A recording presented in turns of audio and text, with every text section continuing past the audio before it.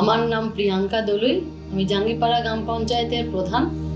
তো আমাদের আজকে সিগমা ফাউন্ডেশনের পক্ষ থেকে একটা প্রোগ্রাম হচ্ছে। মেন আমাদের উদ্দেশ্য সেটা হচ্ছে জল সংরক্ষণ। ওনাদের সঙ্গে আমরা 3 বছর ধরে কাজ করছি। তো আমরা ওনাদের মাধ্যমে শুনেছি বা আমরা আরো অনেক সোশ্যাল মিডিয়া থেকেও শুনেছি যে ভবিষ্যতে জল সংকটে পড়বো আমরা, আমাদের ভবিষ্যৎ প্রজন্ম খুবই বিপর্যয়ের মধ্যে পড়বে। তো আমাদের জল সংরক্ষণ করতে হবে। বলা হয় যে যত জল আমরা খরচ করি তার প্রায় 80% খরচ হচ্ছে কৃষিকার্যে। সেই কৃষকদের সঙ্গে আমি সরাসরি যুক্ত থেকে তাদের অভিজ্ঞতাগুলো অর্জন করি। আপনারা যে মাঠে কাজ করছেন আপনাদের অভিজ্ঞতাটাকে নিয়ে আমরা আপনাদের কাছে পৌঁছে দেওয়ার চেষ্টা করি। জমিতে জল কম লাগার আজকের এই মিটিং। জমিতে জল কম লাগার জন্য বিভিন্ন জৈব উপাদান আছে। এখন কি সেই জমির স্বাস্থ্য রক্ষার জন্য, জমিতে জল ধারণ ক্ষমতা বাড়ানোর জন্য এই চাষগুলো করি না? এই যে ম্যাডাম বলে গেলেন আগামী দিনে সংকট দেখা দেবে। আমরা জানি উৎপাদনের কাজে, চাষের কাজে যুক্ত সবাই একজোট হয়েছে।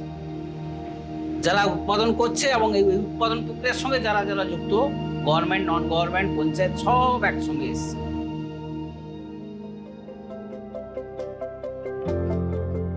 আমি তাপস জানা, এইটা হচ্ছে টেনসিওমিটার।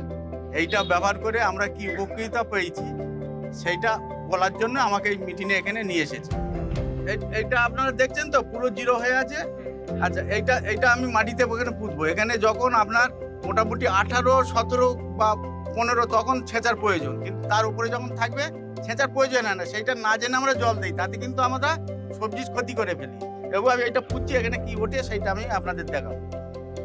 তার মানে এখানে ছেঁচার তো কোনো প্রয়োজন নেই, যেখানে 50-60 হবে সেখানেও ছেঁচার প্রয়োজন হয়। সিগমা ফাউন্ডেশনকে ধন্যবাদ জানাই এবং পরবর্তীকালে আমরা এটুকু আশা রাখবো যে আমাদের আরো উন্নত প্রযুক্তি এবং উন্নত ধরনের এই সমস্ত কৃষি প্রযুক্তিগুলো আমরা যাতে ব্যবহার করতে পারি এবং ভবিষ্যতে আমরা আরো জল কিভাবে অপচয় বন্ধ করা যায় এবং ফসল আমরা পরিপূর্ণভাবে ফলিয়ে লাভবান হতে পারি এবং সামাজিক সুরক্ষা এতে বজায় থাকে, তাতে আমরা অনেক উপকৃত হব। জল সকলের সম্পদ ও তা ভোগ করার অধিকার সকলের। জলের সংকটের ফলে চাহিদা অনুযায়ী জলের প্রাপ্যতা সীমিত হবে। গ্রামের জল নিয়ে বিবাদ বাড়বে। মাটির নিচে জলস্তর নেমে যাওয়ায় জলের দূষণ বেড়ে তা অপেয় হতে পারে। তাছাড়া পরিবেশের দীর্ঘমেয়াদী ক্ষতি হবে। অনেক জলজ প্রাণী হয়তো লুপ্ত হয়ে যাবে। আমরা নিজেরাই যদি সচেতন না হই তাহলে অন্যকে কি সচেতন করব? এই যে জল সংকট মোকাবিলায় কি কি পদক্ষেপ নেওয়া যায় সেটার জন্য আমরা 3টে ছবি আমরা দেখতে পাচ্ছি।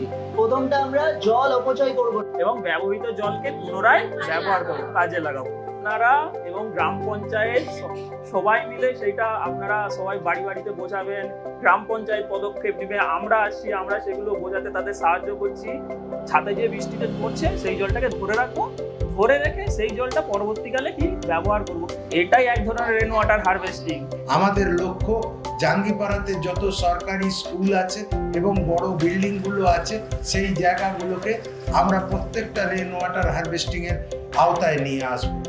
যারা কৃষি কাজের সঙ্গে যুক্ত সেই সমস্ত মানুষজনকে সঙ্গে নিয়ে ভবিষ্যৎ প্রজন্মকে সুরক্ষিত রাখতে পারি তার চেষ্টায় আমরা সিগমা ফাউন্ডেশনের সঙ্গে জাঙ্গিপাড়া গ্রাম পঞ্চায়েত গত 3 বছর ধরে অবিরাম চেষ্টা চালিয়ে যাচ্ছে।